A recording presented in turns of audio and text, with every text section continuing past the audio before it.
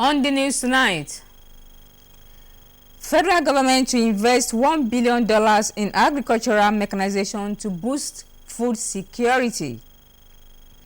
Ijebu-Ode local government chairman inaugurates developmental projects. Good evening and happy weekend to you all out there. This is NTA Ijebu-Ode News at 7, coming to you from your heritage station. Thanks for joining us. I am Olaumi Adeniji, and here are the details. The federal government is facilitating an investment worth $1 billion in agricultural mechanization program.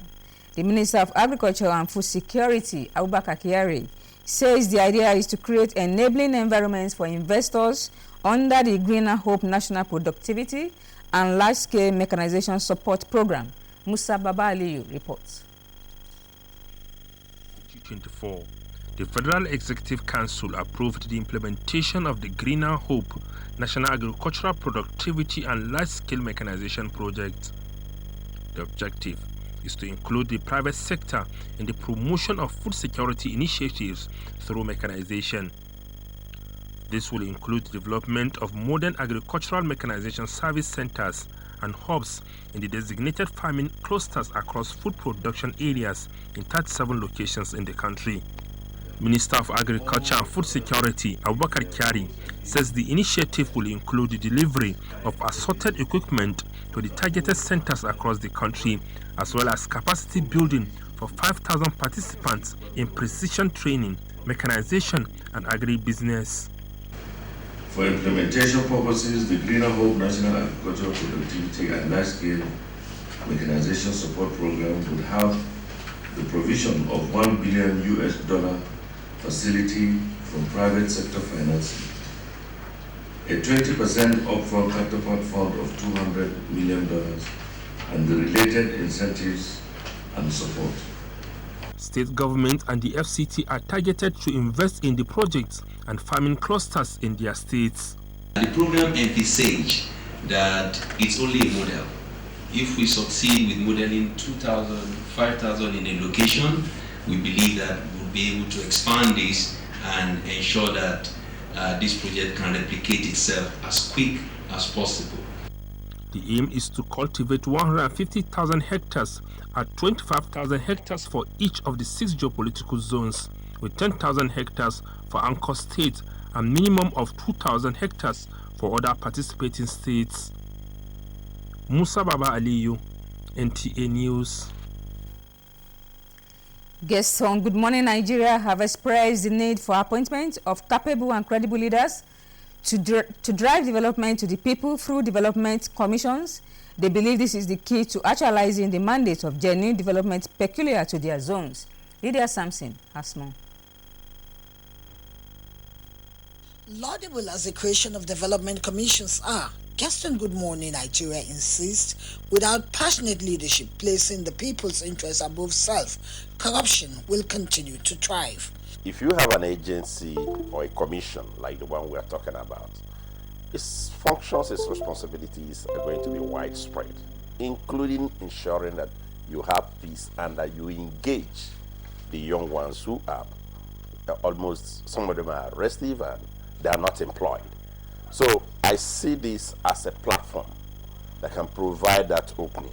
There is a lot of responsibility, but there is absolutely a lot of sinful irresponsibility in the Niger Delta Development Commission. The Niger Delta Development Commission is such a is loose, such that the managing director can do anything. The people that will run this agency are people who will have the expertise and the required knowledge or political knowledge of the region, and then they must bring it to bear to make sure that the systems, everything will work together. They suggested the production of frameworks to serve as guidelines to meeting the people's peculiar needs across the various sectors and locations. The guests also reiterate the need for sustainable oversight and monitoring to mitigate abuse. The first thing is to get people that place the interests of their people over their own interests. So this is what is happening in Nigeria today, and we define it as corruption. And corruption simply means misplacement So you are supposed to work for the people. You are given an appointment, and instead of working for the people, you are working for yourself. For these development commissions, they are peculiar to their people, to certain states. So they must look at the peculiarity of the people by collaborating with the state governments, the local governments. They must look at their critical needs, because it is meant for their development. Overall, they are on the same page that Development Commission's mandates, if diligently driven and implemented, can take development closer to the zones and renew hope in line with the present administration's mantra. In Abuja, Lydia Sampson, NTA News. Since Nigeria signed up to be part of the global anti-corruption fight, domesticating and implementing its tenets have been a challenge for the state. There is good news, says the Attorney General of the Federation and Minister of Justice Lateef Fagbemi, SAN, as his ministry and partners undertake validation of the Corruption Strategy Action Plan 2022 to 2026. Dele Atumbi reports. Over the years, the common perception has been that corruption is a major drawback for Nigeria's development. With the regulatory reforms embarked upon by government through the national anti-corruption strategies have yielded prosecutions of allegedly corrupt individuals, entities and significant asset recovery in the last few years. Building on this, the federal government in November 2022 reviewed and extended the 2021 anti-corruption strategy to 2026 with a vision to change the culture of corruption in the polity. At a validation meeting in Abuja, Justice Minister Lateef Fagbemi, SAN, says promoting accountability in public and private life is in everyone's best interest. The NACS Action Plan implementation is focused on 5 pillars: prevention of corruption, public engagement, campaign for ethical orientation, enforcement and sanction, and recovery and management of proceeds of crime. He also spoke on the recent judgment on local government autonomy. If your governor asks you to go and commit a crime, he will not follow you to Kuje or to Kirikiri. No, you are on your own. So this is a challenge to the anti-corruption agency. We all have roles to play. So I want to encourage all of us to join hands. Let's be on the same page. It's a common fact, a common knowledge that everybody hates corruption in Nigeria. Acknowledging the link between sanctions and abating corrupt practices, public and private entities with national influence are involved in disseminating the message of probity and accountability. In Abuja, Dele Atumbi, NTA News. The Minister of State for Defense, Bello Muhammad Matawale, enjoins Nigerians to remain calm and ignore the planned national protest. The minister noted that the protest is planned by faceless people as against previous protests where the organizers were well known, and appealed to the organizers to come out of their closet and dialogue with the federal government. He affirmed that protests are constitutional rights, however warned of the potential dangers associated with the planned protest, noting that it could be hijacked by mischievous individuals and hoodlums seeking to cause havoc and disunity among Nigerians, while calling on those moving to unleash the Kenya episode on Nigeria to look back and examine the consequences for Kenya, stress that the experience will set us back instead of moving forward. Meanwhile, the national leadership of the Association of Local Governments of Nigeria, ALGON, is urging the 774 local government areas in Nigeria to shun the proposed protest. Timothy Yusuf reports that the ALGON national president, Aminu Mafata, emphasized that the third tier of government is a major beneficiary of ongoing socio-economic reforms of the present administration. You are still watching the news from NTA Jabode. We'll be right back after this break. Money Master. Nigerians everywhere can now open accounts, send, collect, save and deposit money from anywhere and to any bank with any kind of phone. We can also pay bills, buy airtime and data for ourselves and our loved ones, and so much more. Just dial *995# or download the Money Master PSB app today.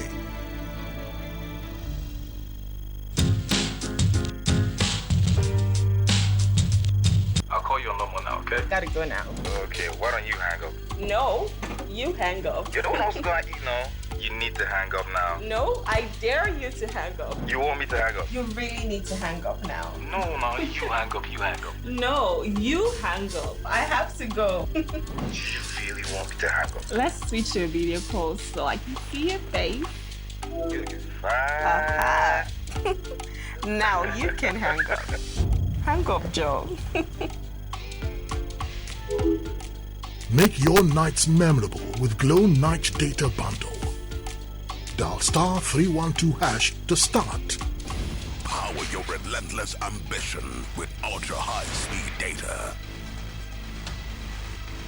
Glow Unlimited. Yeah, welcome back and thanks for being there. The outgoing chairman of Ijebu local government, Alhaji Emilola Gaza, has inaugurated some developmental projects executed by his administration to mark the end of his 3-year tenure in office. Anthony Gandoni reports that the projects cut across various wards in the local government area.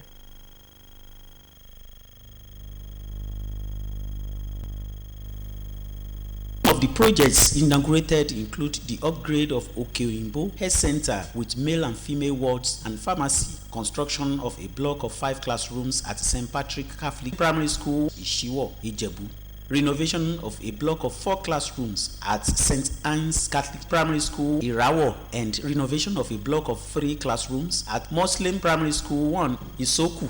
Other projects include construction of ultra-modern markets with 89 shops at Old Epe Garage, renovation of abattoir around Adeola Odutola area, as well as the extension of the chairman's office building at Itoro. Addressing beneficiaries and All Progressives Congress APC faithful, the executive chairman Babatunde Emiola Gazal said the developmental projects were selected and executed in line with Governor Dapo Abiodun-led administration, who placed premium on efforts tailored toward making life comfortable for people at the grassroots. The local government chairman added that the projects inaugurated spanned across education, healthcare, economy, among others. We went around commissioning some of the projects that my administration executed. We couldn't go around all of them in one day. The last 3 years, we have done about 15 key projects, but we're able to go around about 6 or so today because of time. And you will see that those projects were carefully selected because of the impact they have on the populace. He appreciated people within his domain for their cooperation and support through his tenure, adding that the APC-led government will always prioritize the welfare of citizenry. Speaking during the event, Oba Adedoyin Salisu Lamodi of Ishiwo, chairman of Ogun State Elders Consultative Forum, Chief Olu Okuboyejo, among other beneficiaries, emphasized that the outgoing chairman contributed immensely to the development of the local government within the 3 years he spent in office.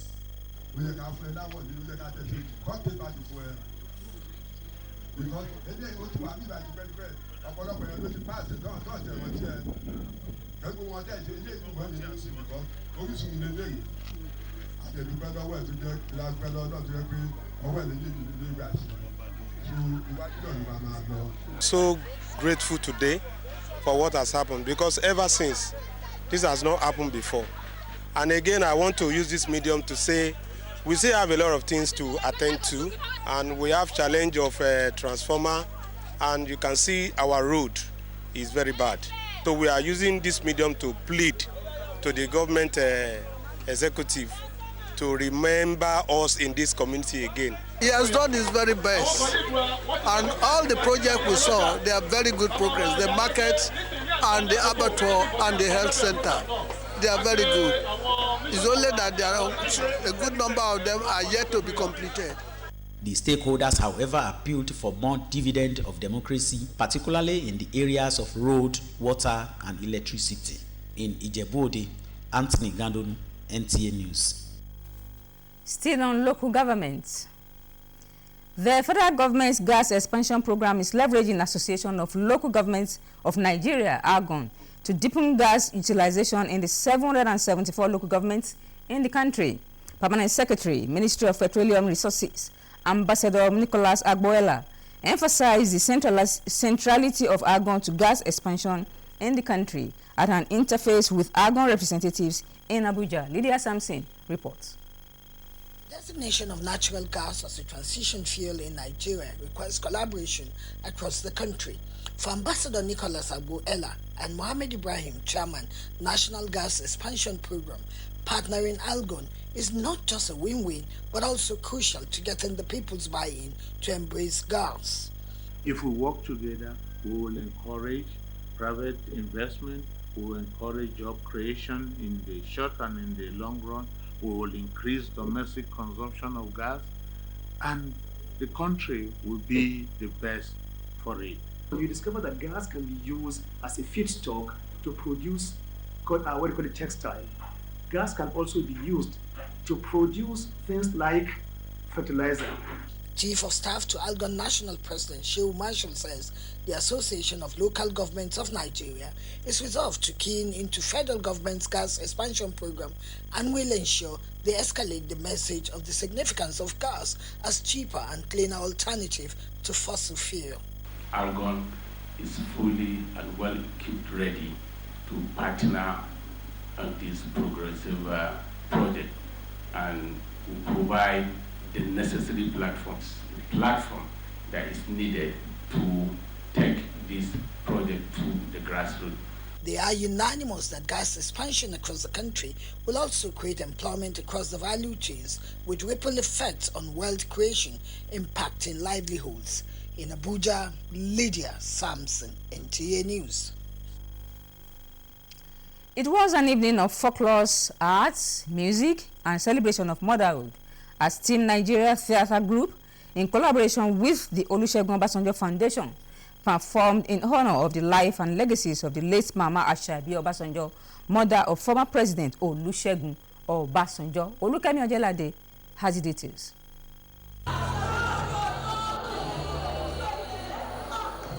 The play, Aremu Omo Asabi, was a portrayal of the travails and beauty of motherhood as it centered on the character of Mama Asabi, who was heavily pregnant with her son, Aremu. However, the birth was delayed by Olubode, a spiritual border guard who feared that the world will taint the young boy's glorious destiny. After persistent persuasions, Olubode finally relented.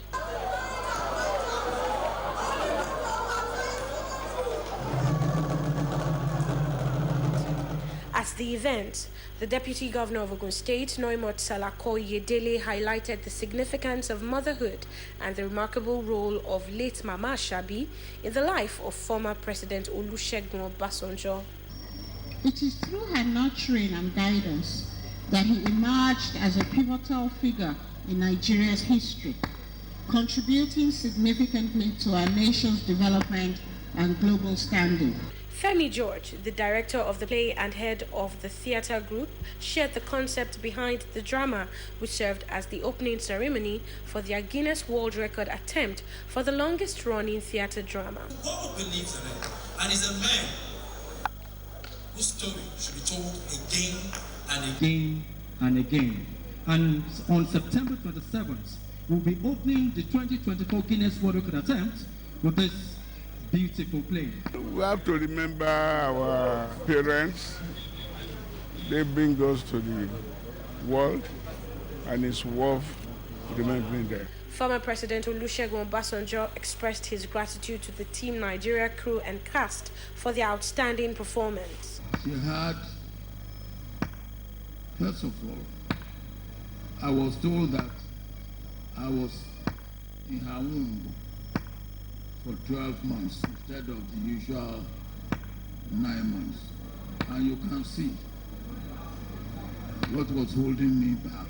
I want to thank you. And then what you have done now, we know that you will be able to carry on what we want to achieve.